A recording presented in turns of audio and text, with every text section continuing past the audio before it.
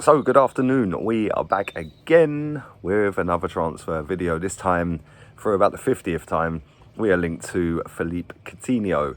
I'm going to get into that real soon. Make sure, if you haven't checked out the 3 videos I dropped yesterday on the channel, go back and check them ones out. Spoke about quite a few players actually, so go and check them out from yesterday.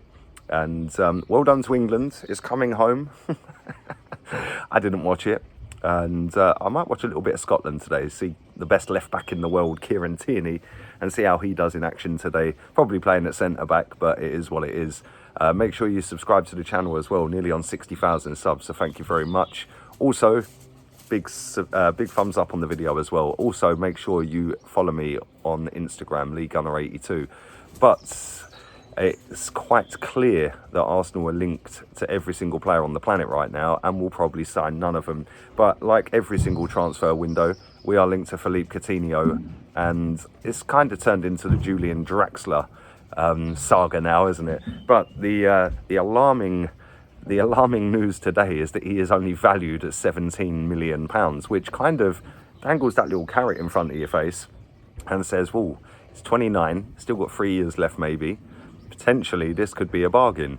I've never really put him up here in terms of attacking midfielders. I've never really rated him as highly as a lot of you guys that come in my comment section do. But for 17 million quid, we could do a hell of a lot worse, couldn't we? And let's not forget here, when Barcelona signed him, I think they spent about 130 million quid on him. The fall from grace is absolutely insane. And let's have it right, he's not a bad player, is he? He's a very good player, in fact.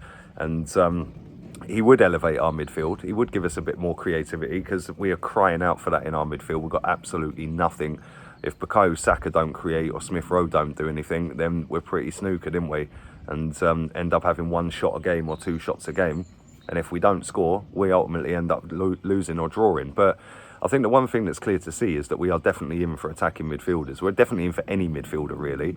And I think that's the area we should be focusing on because, like, let's be real here. The midfield is absolutely woeful. It has been for years. It's got progressively worse over the years. And if you look at our midfield, our central midfielders and our attacking midfielders, we have literally 0 goals. Like, they don't score, they don't create. All of our creativity comes from the wings. Like I said, with Saka, Smith Rowe, maybe Pepe, Aubameyang. You know, other than that, we don't really create anything centrally. We don't have a goal-scoring central midfielder, which is a massive, massive issue for us.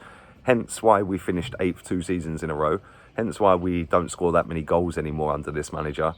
And like I said, if we don't score, we end up pretty much losing the games. We've lost so many games under this manager where we've not scored or only scored the odd goal with the odd shot that we've had. And you can't carry on with a strike rate like that where you have to take the chance that you get. Otherwise, you know you're not scoring. You need to be peppering shots at the goals because, well, at the end of the day, I've grown up on George Graham teams scoring midfielders, you know, Michael Thomas at 89 and all that one. Paul Merson, scoring midfielder. Anders Limpar, scoring midfielder. Yes, slightly different positions, these players. But at the end of the day, you know, you then move on to the Wenger days. Freddie Ljungberg running in the box from deep all the time. You know, we've always had goal-scoring midfielders. Pires used to chip in with 15, 20 goals every season.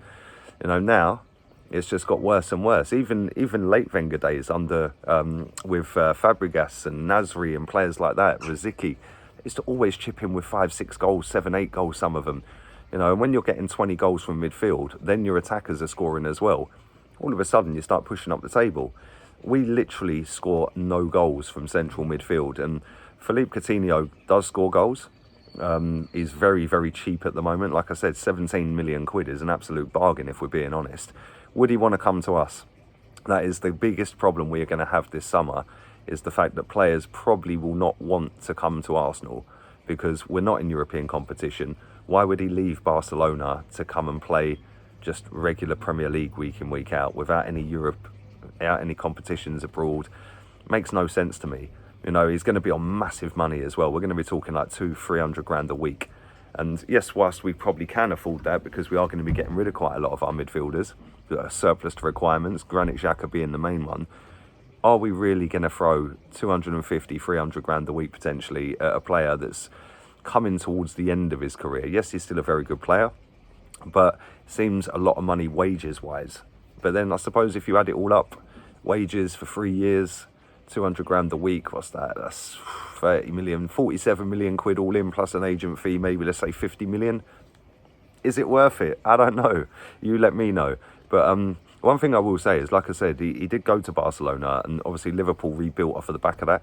They, with that Coutinho money, ended up buying a goalkeeper and Van Dijk. So they elevated themselves, they got rid of their best player, and they ended up going on and winning the league and the Champions League. So they've done all right off of the back of it. Barcelona, on the other hand, they must be sitting there thinking, why did we spend all this money on this player who's done absolutely nothing for us? Yes, he scored a few goals, but he's not exactly ripped up La Liga. He's not exactly chipped in on a weekly basis. Sometimes he don't even get in the team or in the squads. It's kind of embarrassing when they've spent that much money on a player, really.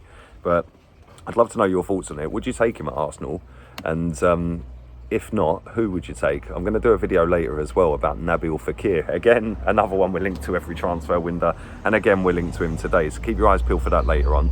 I'll be doing another video about Tyler Adams as well, the RB Leipzig player, who's very versatile, can play in multiple positions, kind of like this player as well. So they're the next two. One of them will drop at 4 o'clock. The other one I'll be dropping at 10 o'clock after the games are finished today. But yeah, just to wrap up on Coutinho, 29, 17 million, 200 odd grand a week. Is that a good bargain, a good deal? I think the fee is really cheap. The wages could be a bit of an issue for a player that is touching 30 as well. And you know, we used to have at Arsenal a thing where we would only give a 1-year contract to anyone who was 30 plus. Now it seems we're just throwing contracts at people that are 30 plus, kind of willy-nilly. You know, Willian, why did we do that? You know, are we going to make the same mistake again if we do sign Coutinho? Like I said, I don't personally think he's coming to us. I think there'll be other clubs involved. There'll be other clubs that will be in European competition, maybe not just in England, but abroad as well. And we know that he's got undoubted quality. We see that when he was at Liverpool, but he's not the same player now as he was when he was at Liverpool. And his career's took a massive sideways and backwards step since he's been at Barcelona. So let me know what you think. Leave it in the comment section down below. Make sure you stick a like on this video. Make sure you're subscribing as well. Big up to everyone who has subscribed to the channel. Like I said, we're so close to 60,000. So just keep subscribing, keep sharing the content around. And keep leaving your comments as well. When I get a chance, I will read through some of them. Obviously, you lot are mad. There is hundreds of comments on every video. It's really difficult to keep up. And as you can see, it is glorious sunshine. I'm going to do a little bit of sunbathing this afternoon before the Scotland game. And I've only actually watched one game. And that was the opening game. And I was that bored, I ain't watched another one. But I will watch the Scotland game later on today. But listen, all have a wonderful afternoon, whatever it is you are doing. I'll be back at 4 p.m. and then I'll be back again at 10 p.m. Make sure you follow my Insta as well, Lee Gunner 82. Until then, Southgate out.